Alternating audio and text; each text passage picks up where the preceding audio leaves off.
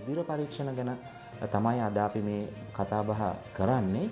දැන් රුධිර පරීක්ෂණ ගත්තාම ඒකෙත් ඉතා විශාල සංඛ්‍යාවක් රුධිර පරීක්ෂණ තියෙනවා. මූලිකව කරන පරීක්ෂණ කීපයක් තියෙනවා. එකක් තමයි අපි සාමාන්‍ය ඉංග්‍රීසියෙන් කියන fasting blood sugar. එහෙම නැත්නම් निराहारව සිට රුධිරයේ සීනි මට්ටම බැලීම කියන පරීක්ෂණය. ඒ පුද්ගලයා निराहारව සිටිය යුතුයි ආසන්නව පැය 12ක්. ගොඩක් වෙලාවට දැන් අපි සාමාන්‍ය රෝහලකට ගියාම කියන වතුරවත් බොන්න එපා කියලා කියනවා. මොකද එහෙම කියන්නේ සමහර වෙලාවට ඒ පුද්ගලයාට එහෙම නොකිය හිටියොත් උදේ ඒ निराहारව ඉඳලා එනකොට ඇහුවාම කියන මං උදේ කහට එකක් බීලා ආවේ කියලා. දැන් අපි හිතමු මේ පුද්ගලයා පැය 12 निराहारව ඉන්නේ රාත්‍රී 11 ඉඳලා උදේ 11 වෙනකන් නම් එතන පොඩි ගැටලුවක් තියෙනවා. ඇතර HbA1c කියලා කියන්නේ අපේ රුධිරයේ සීනි මට්ටම ආසන්නව පහුගිය මාස 3ක් හෝ 4ක් ඇතුළත කාලයේ සාමාන්‍යයෙන් බලන්න පුළුවන් පරීක්ෂණයක්. පරීක්ෂණයට ඉස්සෙල්ල දවසේ අර සීනි මට්ටම අඩුයි කියලා පෙන්වන්න සමහරලාට නොයෙකුත් දේවල් අරගෙන ඇවිල්ලා පරීක්ෂණය සාමාන්‍ය විදිහට පේනවා. අපි හිතන්න අපේ රට ආරක්ෂා කරනවා යුද්ධ හමුදාවෙන්, නාවික හමුදාවෙන්, ගුවන් හමුදාවෙන්. අපේ රටේ පාබල හමුදාව, යුද හමුදාව මොකක් හරි වැඩිපුර ඒ සටන් වදිනකොට අපි දන්නවා මේක තියෙන ගොඩබිම සටනක් කියලා. රුධිර සාම්පල ගන්නකොට අර එක එක ටියුබ් වර්ග වලට ගන්නවා. ඒකේ සමහර එකක මූඩිය තියෙනවා කොළ පාට, සමහර එක රතු පාට, සමහර එකක තියෙනවා දම් පාට, සමහර කහ පාට, ඔය ආදී වශයෙන් තියෙනවා.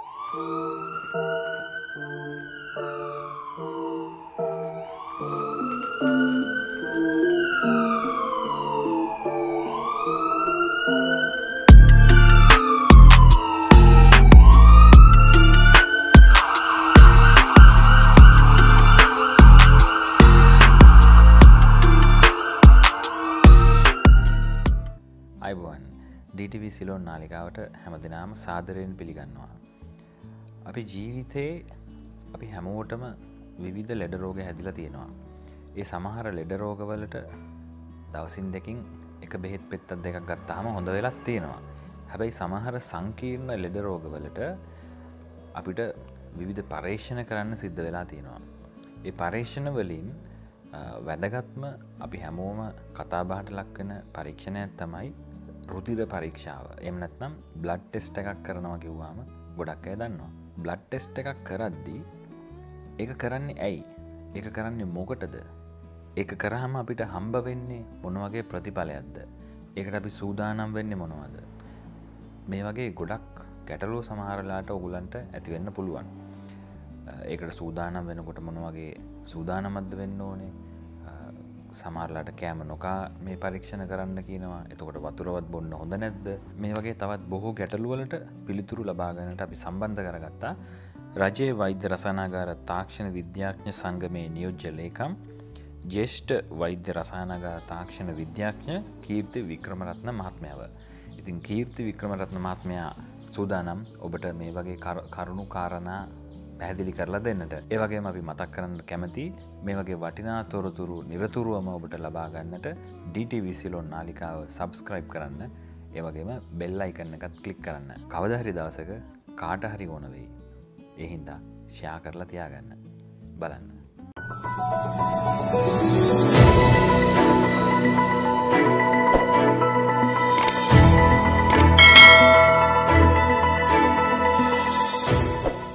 කීර්ති වික්‍රමරත්න මම රජයේ වෛද්‍ය රසායනාගාර විද්‍යාඥ සංගමයේ සමලේකම්. මම වෘත්තියෙන් වෛද්‍ය රසායනාගාර තාක්ෂණ විද්‍යාඥයෙක්.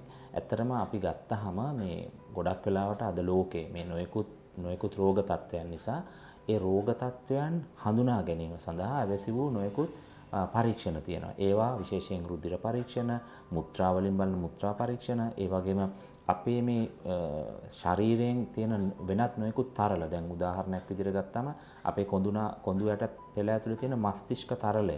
ඒකෙන් පවා අපිට සමහර රෝග හඳුනා ගන්න පුළුවන්. ඒ වගේම සමහර පුද්ගලයන්ගේ අපි ගත්තාම දැන් පිරිමි පුද්ගලයන්ගේ ඒගොල්ලන්ගේ සඵලතාවයන් බලන ශුක්‍රාණු වලින් ඒකත් පරීක්ෂණ වලට කරනවා. ඒ වගේම අපේ මේ කෙල වලින් කේටයෙන් කරන පරීක්ෂණ තියෙනවා. ඊළඟට අපේ පටක කොටස් අරගෙන නොයෙකුත් දැන් පිළිකාමයේ තත්ත්වයන් සහ ඒ වගේ දේවල් වලදී කරන නොයෙකුත් පරීක්ෂණ අති විශාල සංඛ්‍යාවක් තියෙනවා. ඒ හැම එකකින්ම විශේෂයෙන් රෝග හඳුනා ගැනීම කරන්නත් පුළුවන්. ඒ වගේම පවතින රෝගයක් තුල දැනට එහි තිබෙන වර්තමාන තත්ත්වය කෙබඳුද කියන කාරණාවත් හඳුනා පුළුවන්. ඒ අතරින් විශේෂයෙන් දැන් රුධිර පරීක්ෂණ ගැන තමයි අද අපි මේ කතා බහ කරන්නේ. දැන් රුධිර පරීක්ෂණ ගත්තාම ඒකෙත් ඉතා විශාල සංඛ්‍යාවක් රුධිර පරීක්ෂණ තියෙනවා.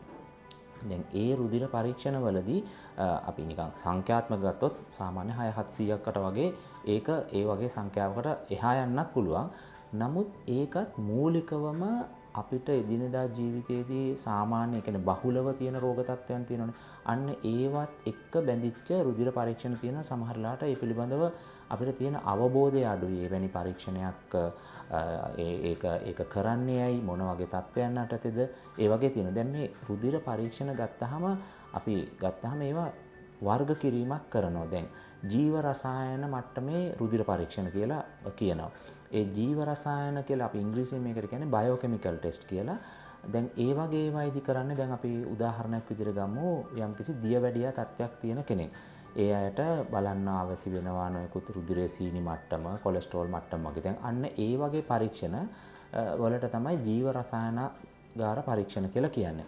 ඒ වගේම දැන් යම්කිසි පුද්ගලයෙකුට උණ වගේ තත්ත්වයක් වැළඳිලා අපි හිතමු නිකන් ඩෙන්ගු හරි එවැනි උණ තත්ත්වයක් වැළඳිලාද කියලා බලා ගන්න ඕන නම් ඒ පුද්ගලයාගේ අපි රුධිරය තුල රතු රුධිරාණු, සුදු රුධිරාණු, රුධිර පට්ටිකා වගේ දේවල් වල හැසිරීම කොහොමද? ඒවායේ තත්ත්වය මොන විදිහටද දැන් තියෙන්නේ කියලා වගේ එකක් බලන්න ඕන නම් එවැනි පරීක්ෂණ වලට අපි කියනවා හිමටොලොජිකල් ටෙස්ට්. එහෙම නැත්නම් රක්ත වේදය කියලා සිංහලෙන් කියන්නේ. ඒ කියන්නේ ඒකෙනුත් රෝග නිදානය සෙවීම කටයුත්තක් කරන්න පුළුවන්. ඒ හැරුණු කොටත් අද දවසේ දැන් ගොඩක් වෙලාවට අපි කතා කරනවා මේ තියෙන වසංගත තත්ත්වවලදී සමහර වෙලාවට ඒ රෝගය සුවපත් වුනහම අපේ ඇඟ තුල ඇති වෙනවා අපි කියන්නේ සාමාන්‍ය මේ රෝගයකට විරුද්ධ විශේෂයෙන් වෛරස් රෝගයක් ගත්තාම මේ වෛරස් රෝගයට ප්‍රතිවිරුද්ධව ඇතිවන ප්‍රතිදේහ ඇන්ටිබොඩි ටෙස්ට් කියලා කියනවා. අන්න ඒ වගේ පරීක්ෂණත් රුධිර පරීක්ෂණ වලින් බලන්න පුළුවන්. ඒ වගේම තවත් තියෙනවා කෙනෙකුගේ නොයෙකුත් දැන් හෝමෝන පරීක්ෂණ. ඒ හෝමෝන වලිනුත් ඒ පරීක්ෂණ කරන්න ගොඩක් වෙලාවට අපි රුධිර සාම්පල් වලින් තමයි බලන්නේ. දැන් ඒවයි තවත් දුරටත් කිව්වහම දැන් ප්‍රතිශක්තිකරණය බලන්න ඒ වාගේ තත්ත්වවලදීත් අපි රුධිර පරීක්ෂණ භාවිතා කරනවා. ඒ වගේම තවත් නොයෙකුත් ආසාදනය තියෙන දැන් ක්ෂුද්‍ර ජීවීන් නිසා ඇතිවන ආසාදන තත්ත්වයන් වලදීත් අපි රුධිර පරීක්ෂණ භාවිතා කරනවා. හැබැයි මේසා විශාල සංකීර්ණ පරීක්ෂණ ගණනාවක් තිබුණාට මම හිතනවා මූලිකවම අපි ගත්තොත් දැන් ලෝකේ ඉතාමත්ම මේ ඉන්න ලෝක ජනගහනයෙන් බහුතර පිරිසක් පීඩා විඳිනවා ඇත්තටම මේ අපි කියන ඩයබටික් එහෙම නැත්නම් දියවැඩියා තත්ත්වයන් වලදී. එතකොට දැන් යම් පුද්ගලයෙකුට දියවැඩියා තත්ත්වයක් ඇති වෙන බවට යම්කිසි අපි හිතමු වෛද්‍යවරයෙක් විසින් නිර්දේශ කරලා එවැනි පරීක්ෂණ ගත්තාම මූලිකව කරන පරීක්ෂණ කීපයක් තියෙනවා. එකක් තමයි අපි සාමාන්‍ය ඉංග්‍රීසියෙන් කියන ෆාස්ටිං බ්ලඩ් ෂුගර් එහෙම නැත්නම් निराहारව සිට රුධිරයේ සීනි මට්ටම බැලීම කියන පරීක්ෂණය. ඔකට අපි තවත් කියනවා නම් FBS කියලා කියන්නේ ෆාස්ටිං බ්ලඩ් ෂුගර් කියලා. ඒකෙදි කරන්නේ निराहारව ඉඳලා අපි රුධිරයේ සීනි මට්ටම බලන. දැන් निराहारව ඉන්න කාලය කොයිතරම්ද කියන එක ගැන ගැටලුවක් තියෙනවා. සාමාන්‍ය ලෝක සෞඛ්‍ය සංවිධානයේ නිර්මිතයන් අනුව පැය 8ක සිට පැය 12 ඒ වගේ කාල සීමාව තමයි වඩාත්ම යෝග්‍ය. හැබැයි සාමාන්‍යයෙන් පැය 10ත් 12ත් අතර කාලය තමයි රුධිරයේ සීනි මට්ටම निराहारව ඉඳලා බලන එකේදී වඩාම සුදුසු. හරිම ගාන ගත්තොත් පැය 12. මම අර කිව්වේ කාල වෙනස් වෙන්නේ ඒක සමහර කෙනෙකුට දැන් ඇත්තම රෝගියෙක් නම් සමහරලාට निराहारව පැය 12ක් අඛණ්ඩව ඉඳීම ගැටලුදායක වෙන්න පුළුවන්, අපහසු වෙන්න පුළුවන්. ඒ වගේම හදිසි ශල්‍ය කර්මයකට යන කෙනෙකුට ඒක අපහසු වෙන්න පුළුවන්. අන්න ඒ තත්ත්වයන් වලදී අර අඩු පැය ගාණක් ඇතුළතදී ඒක කරන්න පුළුවන්. නමුත් ප්‍රශස්ත අගය තියෙන්නේ සාමාන්‍ය පැය 12ක්. ඒ වගේම දැන් ගොඩක් වෙලාට වෛද්‍යවරයෙක් එවැනි සීනි මට්ටම් බලන පරීක්ෂණ ඉල්ලනකොට එයාගේ ඇඟේ මේ අපි මේද තත්ත්වයන්, ඒ කියන්නේ කොලෙස්ටරෝල් පරීක්ෂණයක් ලියනවා. ඒකට සාමාන්‍ය අපි ඉංග්‍රීසියෙන් කියන ලිපිඩ් ප්‍රොෆයිල්. ඒ කියන්නේ සම්පූර්ණ කොලෙස්ටරෝල් වාර්තාවක්. ඒකේ කොලෙස්ටරෝල් වර්ග කීපයක් ගැන හිතකර කොලෙස්ටරෝල්, අහිතකර කොලෙස්ටරෝල් වැනි බොහෝ දේවල් ඒ වාර්තාව ඇතුළත තියෙනවා. ඒතර ඔන්න ඔය වගේ ඔය දෙකම එකට ඉල්ලුවොත් බොහෝ වෙලාවට ඒ පුද්ගලයා ඇත්තටම ඉස්සෙල්ලා පරීක්ෂණය කරන්න ඉස්සෙල්ලා දැනුම්වත් වීම ඉතාම වැදගත්. කොහොමද මේ පරීක්ෂණයට ලෑස්ති වෙන්නේ කියලා. පළවෙනි දේ තමයි ඒ පුද්ගලයා निराहारව සිටිය යුතුයි ආසන්නව පැය 12ක්. ඒ කාලය ඇතුළත දැන් අපිට මේ ජලය පානය කරන්න පුළුවන්ද කියලා. දැන් මේ පිළිබඳවත් ගැටලුවක් තියෙනවා. ගොඩක් වෙලාවට දැන් අපි සාමාන්‍ය රෝහලකට ගියාම කියන වතුරවත් බොන්න එපා කියලා කියනවා. මොකද එහෙම කියන්නේ සමහර වෙලාවට ඒ පුද්ගලයාට එහෙම නොකිය හිටියොත් උදේ ඒ निराहार විඳලා එනකොට ඇහුවාම කියන මං උදේ කහට එකක් බීලා ආවේ කියලා. ඉතින් ඒක ගැටලුවක්. කහට එක සීනි අඩංගු නම් ඒක රුධිර සීනි මට්ටම වෙනස් කරනවා. සාමාන්‍ය ජලය පානය කිරීම ගැටලුවක් නැහැ. හැබැයි ඒක කියන්නේ අධික ලෙස ජලය පානය කරන්න නෙමෙයි. අර දිගින් දිගටම निराहार විඳීම තුළ පොඩ්ඩක් තමන්ට ශාරීරික ඇතිවන අපහසුතාවය නිසා යම් වතුර ප්‍රමාණයක් බීම ගැටලුවක් නැහැ. හැබැයි ඒකෙන් කියන්නේ උදේ කහට එකක් බීලා එන්න කියලා. ඒකෙන් කියන්නේ අර අපහසුතාවය මගහැරවා ගන්න ජලය පානය කරන්න පුළුවන්. ඒතර ආසන්නව පැය 12ක් වගේ කාලයක් තමයි එයා ඒක निराहारව සිටිය යුතු. මෙතන තවත් වැදගත් කාරණාවක් තියෙනවා. දැන් යම් පුද්ගලයෙක් උදෑසන මේ පරීක්ෂණ වලට එනවා නම් ඒ පුද්ගලයා උදෑසන සාමාන්‍ය අපි හිතමු 7 ඉඳලා 9:30 වෙනකම් වගේ කාලය සුදුසුයි. මම ඒක කියන්නේ එක හේතුවක් ඇතුව. දැන් අපි හිතමු මේ පුද්ගලයා පැය 12 निराहार වෙන්නේ රාත්‍රී 11 ඉඳලා උදේ 11 වෙනකන් නම් එතන පොඩි ගැටලුවක් තියෙනවා. මොකද ඊ타ත්ම යෝග්‍ය වෙන්නේ මේ පුද්ගලයා විවේකීව ඉඳීම. ඒ කියන්නේ නිදා ගන්න ඉරියව්වේ සහ වැඩි ශරීරය වෙහෙසවන්නේ නැති මට්ටමින් ඉඳීම. මොකද ශරීරය වෙහෙසනකොට අපේ එක්තරා කැලරි ප්‍රමාණයක් වැය වෙනවා. ඒ කියන්නේ එක්තරා ශක්තියක් වැය වෙනවා. ඒ නිසා අපි හිතමු දැන් කොලෙස්ටරෝල් වගේ පරීක්ෂණයේදී එම ශක්තිය වැයවීම තුළ අර කොලෙස්ටරෝල් ප්‍රමාණය සත්‍යම කොලෙස්ටරෝල් ප්‍රමාණයට වඩා පොඩ්ඩක් ඒ අගේ වෙනස් වීමක් වෙන්න පුළුවන්. මොකද අපි ශරීරය වෙහෙසනවා. ඒ නිසා අපි ගත්තොත් රාත්‍රී 8 ඉඳලා උදේ 8 කියන්නේ ගොඩක් වෙලාවට ඒ පුද්ගලයා නිදාගෙන ඉන්න පුළුවන්, විවේකීව ඉන්න පුළුවන් සහ එතකොට මේ පරීක්ෂණයට පහසුවෙන් එන්න පුළුවන්. නමුත් උදෑසන 10 මාර පැනලා ඒක කරනවා නම් මොකද එකක් නිදි මැරීමත් ඇත්තටම හොඳ නැහැ. ඒ වගේම දැන් විශේෂයෙන් අපි හිතමු අර කියන රුධිරයේ සීනි මට්ටමත් එක්ක කොලෙස්ටරෝල් බලනවා නම් ඊට පෙර දිනේදී ගොඩක් ව්‍යායාම වගේ දේවල් කරලා එහෙම ඉන්න එක සුදුසු නෑ. මොකද ව්‍යායාම කිරීම තුළදී අපි අපේ ඇඟේ දහනය කරන එක්තරා කොලෙස්ටරෝල් ප්‍රමාණයන් ඒ නිසා සත්‍ය කොලෙස්ටරෝල් ප්‍රමාණය ඒ තුළ අන්තර්ගත වෙන්නේ නෑ. ඒ නිසා විශේෂයෙන් මේ දේවල් මතක තියාගන්න ඕනේ. ඒ වගේම තමන් ඇත්තටම හඳුනාගත් දියවැඩියා රෝගියෙකු නම් ඇත්තටම සමහරට වෛද්‍යවරයා කියන මේ ඖෂධ ගන්න අතරම මේ පරීක්ෂණය කරගෙන යන්න කියලා. සමහර වෙලාවට ඒක කියනවා එම ඖෂධ නතර කරලා ඒ පරීක්ෂණ කරන්න කියලා. එතෙන්දී වෛද්‍ය උපදෙස් ඒ මත තමයි පරීක්ෂණය කළ යුත්තේ. ඒ වගේම විශේෂයෙන් දැන් අපි ඔය කියන ෆාස්ටින් බ්ලඩ් ෂුගර් එහෙම නැත්නම් FBS කියලා ඉංග්‍රීසියෙන් කියන්නේ අර කොලෙස්ටරෝල් බලන එකට සාමාන්‍ය කියන්නේ ලිපිඩ් ප්‍රොෆයිල් කියලා. දැන් ඒක ඒ පරීක්ෂණ එක්කම ගොඩක් වෙලාවට වෛද්‍යවරයෙක් ලියනවා HbA1c කියලා එක්තරා පරීක්ෂණයක්. දැන් ඔය පරීක්ෂණයෙන් කරන දේ සමහර කෙනෙක්ට පොඩ්ඩක් අපැහැදිලි. ඇතර HbA1c කියලා කියන්නේ අපේ රුධිරයේ සීනි මට්ටම ආසන්නව පහුගිය මාස 3ක් හෝ 4ක් ඇතුළත කාලයේ සාමාන්‍යයෙන් බලන්න පුළුවන් පරීක්ෂණයක්. ඒක ඉතාම වැදගත් පරීක්ෂණයක්. දැන් රුධිරය පැය 12ක් निराहारව ඉඳලා අපි රුධිරයේ සීනි මට්ටම බැලීමේදී ඒ ආසන්න දිනය ඇතුළත රුධිරයේ සීනි මට්ටම ගැන කියන්න පුළුවන්. නමුත් HbA1c කියන පරීක්ෂණය තුලදී ඉතා පැහැදිලිවම ආසන්නව අර මං කිව්වාගේ දින 90ක් දින 120ක් වගේ කාලයක් ඇතුළත මම කොහොමද මගේ සීනි මට්ටම තියාගෙන හිටියේ කියලා අගේ කියන්න පුළුවන්. ඒක වැදගත් වෙන්නේ මොකද එතනදී බලන්නේ අපේ තියෙන මේ රතු රුධිරාණුවක් ඇතුළත තියෙන සීනි මට්ටම තමයි ඒකෙදි බලන්නේ. සාමාන්‍ය රතු රුධිරාණුවක් අපේ මේ රුධිරය තුළ එයාගේ ආයු කාලය දින 120ක් විතර වෙනවා. දින 90ත් 120ක් වගේ කාලයක්. ඒ කියන්නේ පහුගිය මාස 3ක් වගේ ඇතුළත එයා ප්‍රශස්ත ආගයක රුධිරයේ සීනි මට්ටම තියාගත්තද කියලා එකෙන් කියන්න පුළුවන්. දැන් ওই සමහර වයසක පුද්ගලයෝ ඉන්නවා ඒගොල්ලෝ පරීක්ෂණයට ඉස්සෙල්ලා දවසේ අර සීනි මට්ටම අඩුයි කියලා පෙන්වන්න සමහරලාට නොයෙකුත් දේවල් අරගෙන ඇවිල්ලා පරීක්ෂණයේ සාමාන්‍ය විදිහට පේනවා. හැබැයි HbA1c පරීක්ෂණය කරලා බැලුවාම තේරෙනවා නෑ ඒ වුණාට එයා පහුගිය කාලේ පුරාවටම මේක එහෙම හොඳ අගයක තියාගෙන නෑ කියලා. ඉතින් අර ඒ පරීක්ෂණත් ගොඩක් වැදගත් වෙනවා. ඒ වගේම ඒ අවස්ථාවේදීම ගොඩක් වෙලාවට වකුගඩුව සම්බන්ධයෙන්ුත් මූලික පරීක්ෂණයක් රුධිරයෙන් කරන්න පුළුවන්. ඒකට අපි ඉංග්‍රීසියෙන් කියනවා ක්‍රියටිනින් කියලා පරීක්ෂණයක් තියෙනවා. සීරම් ක්‍රියටිනින් කියලා. එහෙම නැත්නම් SC කියලා ඒක වෛද්‍යවරයෙක් ලියන්නේ ගොඩක් වෙලාවට. ඒකෙන් කරන්නේත් මේ අපේ වකුගඩුවේ තත්ත්වය කොහොමද දැන් ප්‍රශස්ත විදියට ඒක හොඳින් පාලනය වෙනවද හොඳින් තියනවද කියන කාරණාව බලනවා. මොකද විශේෂයෙන් දැන් දියවැඩියා තත්ත්වය, කොලෙස්ටරෝල් වගේ තත්ත්වයන් සහ අපේ වයස්ගත තත්ත්වයන් වලදී ගොඩක් වෙලාවට සාමාන්‍යයෙන් මේ පරීක්ෂණ කරනකොට මේ වගේ निराहार රුධිරයේ සීනි මට්ටම, ඊළඟට කොලෙස්ටරෝල් මට්ටම, ඊළඟට වකුගඩු වල තත්ත්වය, ඒ වගේම සමහරලාට අපේ අක්මාවේ තියෙන එන්සයිම් කීපයකුත් සමහර වෙලාවට බලනවා ඒ අනුව යම් අක්කාවට යම් කිසි විදියකට පොඩි හානිදායක මට්ටමක් වෙලා තියෙනවද දීර්ඝ කාලිනව ඖෂධ ලබා ගැනීමේදී යම් කිසි හානිදායක තත්ත්වයක් වෙලා තියෙනවද වගේ කාරණා එකෙන් බලන්න පුළුවන්. ඉතින් මම කියන්නේ විශේෂයෙන් සැලකිල්ලක් දක්වන්න ඕන මේ කියන निराहाරව රුධිර සීනි මට්ටම වගේ පරීක්ෂණ කොලෙස්ටරෝල් මට්ටම වගේ බලනකොට අපි ඒකට කොහොමද සැරසිලා ඉන්නේ කොයි වගේ කාලය පරාසරයක් ඇතුළත ඒක ගන්න ඕනද කියලා. ඒ හැරුණුකොට දැන් රුධිර පරීක්ෂණ වල අර මම දැන් මේ වගේ පරීක්ෂණ අයිති වෙන්නේ ඇත්තට අර මම මුලින් කියපු ජීව රසායන පරීක්ෂණ වලට. ඒ වගේම අපි හිතමු දැන් පොඩි දරුවෙක්ට උණ හැදුනහම ගොඩක් වෙලාවට වෛද්‍යවරයෙක් කියනවා ගිහිල්ලා ෆුල් බ්ලඩ් කවුන්ට් එකක් බලා ගන්න කියලා. මේ ෆුල් බ්ලඩ් කවුන්ට් එකක් කියලා කියන්නේ ඒක අපි සාමාන්‍යයෙන් කියන්නේ සම්පූර්ණ රුධිර වාර්තාව. ඒකෙදි ඇත්තටම කරන්නේ අපේ මේ රුධිරය මූලිකවම කොටස් තුනක් තියෙනවා. රතු රුධිරාණු, සුදු රුධිරාණු සහ රුධිර පට්ටිකා කියලා.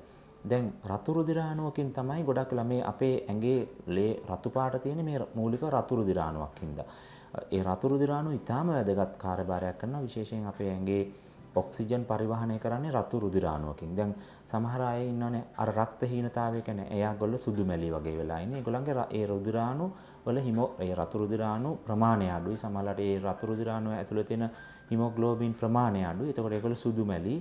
ඒ රතු රුධිරාණුවක මූලික කාර්යභාරය තමයි අපේ ශරීරයේ ඔක්සිජන් පරිවහනය කරන එක. හොඳින් හුස්ම ගන්න පුළුවන් වෙන්නේ ඒ හරහා. දැන් කෙනෙක් සුදු මැලි වෙනකොට ඒගොල්ලන්ට හුස්ම ගන්න අමාරුයි. ඇඟ අප්‍රාණිකයි. ඉතින් දැන් මෙන්න මේ සම්පූර්ණ රුධිර වාර්තාව ඉතා වැදගත් වාර්තාවක්. දැන් එන්නේ වගේ අපේ ඇඟේ ඒ රුධිර මට්ටම රතු රුධිරාණු අඩුද, හිමොග්ලෝබින් අඩුද, ඒ වගේ දේවල් කියන්නත් පුළුවන්. ඊළඟට සුදු රුධිරාණු ගත්තාම සුදු රුධිරාණුත් සාමාන්‍ය වර්ග කීපයක් තියෙනවා. ඒ කියන්නේ ඒක ගත්තාම විද්‍යාත්මක නාමයන් තියෙන නියුට්‍රොෆීල, ඒ කියන්නේ ලිම්ෆොසයිට්, එහෙම නැත්නම් වසා සෛල, ඊළඟට යසනොෆීල, ඔය ආදි වශයෙන් සෛල වර්ග මූලික පහක් තියෙනවා. වැදගත් වෙන්නේ එක එක රෝගවලදී ඒ සුදු රුධිරාණු අඩුවීම වැඩිවීම වෙනස් වෙනවා. දැන් අපි හිතමු ඩෙන්ගු රෝගයක් තියෙන වෙලාවදී අර වසා සෛල වල වැඩිවීමක් දකින්න ලැබෙනවා. අන්න එතකොට වෛද්‍යවරයෙක් දන්නවා දැන් මෙයාට වෛරස් රෝගයක් තමයි මේ ඇත්තේ කියලා. ඒ වගේම අපි හිතමු යම්කිසි බැක්ටීරියා ආසාදනයක් තියෙනවා නම් අර නියුට්‍රොෆීල කියන ඒ සෛල වැඩි වෙලා තියෙනවා. මම මේක ඉතාම සරලව නිකන් තවත් විග්‍රහ කරොත් අපි හිතන්න අපේ රට ආරක්ෂා කරනවා යුද්ධ හමුදාවෙන්, නාවික හමුදාවෙන්, ගුවන් හමුදාවෙන්. දැන් යුද්ධ හමුදාවේ කාර්යභාරය එකක්, ගුවන් හමුදාවේ කාර්යභාරය එකක්. ඒගොල්ලන්ට වෙන වෙන කාර්යභාරයන් තියෙනවා. ඒ කියන්නේ ගොඩ බිමෙන් ආවොත් යුද හමුදාව, මුහුදෙන් ආවොත් නාවික හමුදාව, අහසින් ආවොත් ගුවන් හමුදාව තමයි ඒගොල්ලන්ට ප්‍රතිප්‍රහාර එල්ල කරන්නේ. එන්නේ ඒ වගේම ක්‍රියාවලියක් තමයි අපේ ශරීරය ඇතුලේ වෙන්නේ. සුදු රුධිරාණු වලදී නියුට්‍රොෆීල කියන එක සටන් කරන බැක්ටීරියාවක් එක්ක. එයා ඒකෙදි විශේෂත්වතාවයක් තියෙනවා. එයාත් එක්ක පුළුවන් පොර බදලා ඒක විනාශ කරන්න. වසා සෛල එහෙම නැත්නම් ලිම්ෆොසයිට් එකකට පුළුවන් වෛරසයක් ඇඟට ඇතුළත් වුණොත් එයා එක්ක පොරවදින්න. ඒකෙන් එයාව මර්ධනය කරන්න පුළුවන්. පරපෝෂිතයෙක් ඇතුළු වුණොත් යසනොෆීලයක් තමයි ක්‍රියාත්මක වෙන්නේ. ඒ කියන්නේ මේක ඉතාමත්ම හරිම මේ බොහොම අසිරිමත් කාරණා මේ ශරීරය ඇතුලේ වෙනවා. එතකොට අපි මොකද කරන්නේ? මේ රුධිර පරීක්ෂණයේදී අපි බලනවා දැන් මේ වැඩි වෙලා තියෙන්නේ කවුද? හරි දැන් අපේ රටේ පාබල හමුදාව, යුද හමුදාව මොකක් හරි වැඩිපුර ඒ සටන් වදිනකොට අපි දන්නවා මේක තියෙන ගොඩබිම සටනක් කියලා. ඒ වගේ අන්න ඒකෙන් මේ රුධිර පරීක්ෂණයෙන් හඳුනා ගන්න පුළුවන් දැන් මේ ශරීරය ඇතුළේ වෙන්නේ මෙන්න මෙහෙම වැඩක්. නෑ මේ බැක්ටීරියා ආසාදනයක්. ඒකට ප්‍රතිජීවක ಔಷධයක් වෛද්‍යවරයෙක්ට එතකොට දෙන එක හරි එයා ඒක තීරණය කරනවා. වෛරස් රෝගයක් නම් ඩෙන්ගු නම් අන්න එතකොට මොකද්ද කරන්නේ? ඒ වගේම ඒක ඉතාමත්ම වැදගත් අවස්ථාවක්. දැන් ඒ වගේම ඊළඟට තියෙනවා රුධිර පට්ටිකා. රුධිර පට්ටිකා කියන එක වැදගත්. ඔබ දන්නවා ඔබේ යම් කිසි විදිහකට ශරීරයේ කොහේ හරි කැපුමක් ආවොත් රුධිර වහනය වෙනවා. ඒක නතර කරන්නේ රුධිර පට්ටිකා වලින්. දැන් ඩෙන්ගු වගේ අසාධන වලදී විශේෂයෙන් රුධිර පට්ටිකා අඩු වෙනවා. එතකොට මේක බැලීම ඉතා වැදගත් වෙනවා. ඉතින් මේ සම්පූර්ණ රුධිර වාර්තාවකින් පුද්ගලයෙකුගේ බොහෝ කරුණු කාරණා ආසාදනයන් සම්බන්ධයෙන් බොහෝ කරුණු කාරණා වලට නිගමනයන් වලට එළඹෙන්න පුළුවන්. ඒ නිසා දැන් එතනදී වැදගත් කාරණාවක් තමයි දැන් අර අපි මුලින් කියපු fasting blood sugar වගේ පරීක්ෂණවලදී ඒවයි සාමාන්‍ය මේ निराहारව ඉඳලා තමයි පරීක්ෂණයට යන්න ඕන. සම්පූර්ණ රුධිර වාර්තාවකට කිසිසේත්ම निराहारව ඉඳලා යෑම අවශ්‍යතාවයක් නැහැ. ඕනෑම මොහොතක වෛද්‍යවරයා ලියූ සැනින් ඒ පරීක්ෂණය අදාළ රසායනාගාරයකට ගිහලා කර ගැනීම කළ යුතුයි. ඒක කර ගැනීමට හැකියාවක් තිබෙනවා. හැබැයි සමහර වෙලාවට දැන් සාමාන්‍ය මාසිකව පරීක්ෂණ කරනකොට අපි හිතමු එයා දන්නා රෝගියෙකු නම් ඒකටත් ෆුල් බ්ලඩ් කවුන්ට් එකක් ලිව්වහම ඉතින් ඒක වෙනම ගිහිල්ලා කරගන්න ඕනේ නැහැ. ඒකත් එක්කම කරන්න පුළුවන්. තව මම විශේෂයෙන් කියන්න ඕන අර අපි දන්නා දියවැඩියා රෝගියෙකු නම් හෝ විශේෂයෙන් ගර්භණී සමයේදී මට අර මුලින් ඒ කියපු එකටම මම තවත් එකතුවක් විදියට කියන්නේ දැන් ගර්භණී සමයේදී සමහර අයට එනවා යම්කිසි මේ රුධිරයේ සීනි මට්ටම් වගේ තත්ත්වයන් එනවා. ඒකට අපි ඉංග්‍රීසියෙන් කියනවා ඒ කියන්නේ විශේෂයෙන් දැන් මේ ප්‍රෙග්නන්ට් කාලේ එන තත්ත්වයක් එහෙම නැත්නම් ගර්භණී දියවැඩියා තත්ත්වය කියන එක තමයි එතෙන්දී හඳුන්වන්නේ.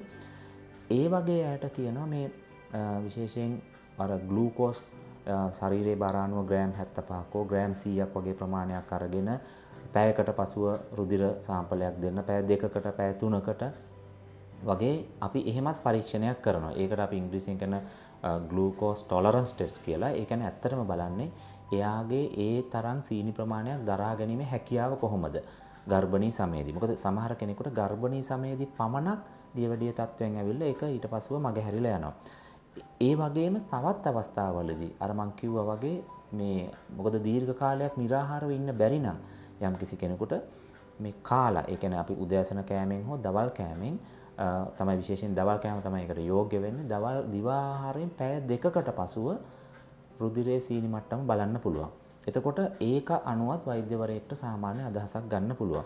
ඉතින් ඔය කියන පරීක්ෂණ වලදී දැන් අර මම තවත් එක්තරා එකක් කිව්වා අර අක්මාව සම්බන්ධයෙන් කරන පරීක්ෂණ කීපයක් තියෙනවා. ඒකට අපි කියන්නේ එන්සයිම පරීක්ෂණ. විශේෂයෙන් ඒ කියන්නේ විද්‍යාත්මකව ගත්තොත් අපි SGOT, SGPT කියලා විවිධ නම් වලින් හඳුන්වන්නේ මේ එන්සයිම. ඒ එන්සයිම වැඩි වෙනවා නොයෙකුත් රෝගාබාධම. විශේෂයෙන් අපි හිතමු මේ මෑතක අපට වෛරස් රෝගයක් හැදුනා නම් ඒ වෛරස් රෝගය නිසා සමහර වෙලාවට අපේ ඇඟේ අක්මාවේ එන්සයිම ප්‍රමාණය වැඩි වෙන්න පුළුවන්. මේක බැලීම ඉතාම වැදගත්. මොකද සමහර වෙලාවට ඒ අනුව වෛද්‍යවරයෙක් තීරණය කරනවා මේ පුද්ගලයාට දෙන ඖෂධ මොන වගේද දිය යුත්තේ. එහෙම නැත්නම් අර තෙල් කෑම අඩු කරන ඒ වගේ නොයෙකුත් උපදෙස් දෙන්න ඒ පරීක්ෂණ වාර්තා අනුව තමයි ඒක තීරණය කරන්නේ. ඒ වගේම විශේෂයෙන්ම දැන් මේ වගේ කාලවලදී අපි කියමු නොයෙකුත් වසංගත දැන් ඩෙන්ගු රෝග වගේ තත්ත්වයන් වලදී වුණත් පුද්ගලයා රෝගය ඒ කියන්නේ සුවපත් වෙන අවස්ථාවේදී අපේ ඇඟේ ප්‍රතිදේහ මට්ටම ඒක ගොඩ නැගෙනවා නම් ඒ ප්‍රතිදේහ මට්ටම බලන්නත් රුධිර පරීක්ෂණයක් තමයි අවශ්‍ය වෙන්නේ. ඒ වගේ වයිදී නම් කිසිසේත්ම निराහාරව හිඳීම හෝ එවැනි දේවල් ඇත්තටම අවශ්‍ය වෙන්නේ නැහැ. ඉතින් මූලික පරීක්ෂණ ගත්තාම අර මං කියපු මේවට අමතරව තවත් තියෙනවා හෝමෝන සම්බන්ධයෙන් හෝමෝන පරීක්ෂණ. දැන් අපි ගත්තාම ගොඩක් ඔබ අහලා ඇති මේ බෙල්ල ඉස්සරහට නෙලාගෙන මේ ගලගණ්ඩය වගේ අන්න එවැනි තත්ත්වයන් වලදී හෝමෝන, ඒ කියන්නේ තයිරොයිඩ් ග්‍රන්ථියේ හෝමෝන හැදෑරීමක් කරනවා. මම ඒක විද්‍යාත්මක නාමයන් කියන්න ගියොත් මම හිතන්නේ ඒක මේ යම්කිසි පැටලි සහගත තත්ත්වයක් නිසා දැන් ඔය T3, T4, TSH කියලා වෛද්‍යවරයෙක් ලියනවා. සමහරවිට TSH කියලා ලියනවා. ඒ කියන්නේ thyroid stimulating hormone කියලා. ඒ කියන්නේ මේක thyroid ග්‍රන්ථිය ආශ්‍රිතව හෝමෝන වගේම thyroid ග්‍රන්ථියේ හෝමෝන නිපදවන්න එක්තරා අනදෙන ග්‍රන්ථියක් තියෙනවා pituitary ග්‍රන්ථිය කියලා. ඒ pituitary ග්‍රන්ථියෙන් නිකුත් කරන හෝමෝනයත් වැදගත් වෙනවා. දැන් මෙන්න මේ වගේ හෝමෝන ආශ්‍රිතව කරන පරීක්ෂණ තියෙනවා. හැබැයි ඒවට විශේෂයෙන් එවැනි පරීක්ෂණ ඉතාමත්ම මිලාදිකයි. එවැනි පරීක්ෂණ කරනවා නම් Tamanට එවැනි නිර්දේශයක් දීලා තියෙනවා වහාම ඇත්තට රසායනාගාරයට ගිහිල්ලා ඒක කරන්න ඒක උපදෙස් ලබා ගන්න. මොකද ඒක ඉතා වැදගත් වෙනවා. මොකද සමහර වෙලාවට ඒ රුධිර පරීක්ෂණ ගත්ත සැනින් තමයි ගොඩක් වෙලාවට ඒක යම්කිසි විදිහකට ඒ පරීක්ෂණය කිරීමට භාජනය කරන්නේ. මොකද ඒ කාල වේලා ඉක්ම ගිහිල්ලා ඒක කරන්න බැරි ගැටලුවක් තියෙනවා. තව විශේෂයෙන් සමහර අය මේ මං හිතන්නේ දැනුවත් වෙන්න කැමති ඇති. ඒ කියන්නේ දැන් මේ රුධිර සාම්පල ගන්නකොට අර එක එක ටියුබ් වර්ග වලට ගන්නවා. ඒකේ සමහර එකක මූඩිය තියෙනවා කොළ පාට, සමහර එක රතු පාට, සමහර එකක තියෙනවා දම් පාට, සමහර කහ පාට, ඔය ආදි වශයෙන් තියෙනවා. මෙතනදී මේක හරිම මේ ඊටාම සරලව කියනවා නම් ඔබේ රුධිරය එළියට ගත්තට පස්සේ රුධිරේ කැටි ගැහෙන්න පුළුවන්. දැන් රුධිරේ කැටි ගැහිලා කරන පරීක්ෂණ වෙනම තියෙනවා. රුධිරේ කැටි නොගැසී තියාගෙන කරන්න ඕන ඇවැසි පරීක්ෂණ වෙනම තියෙනවා.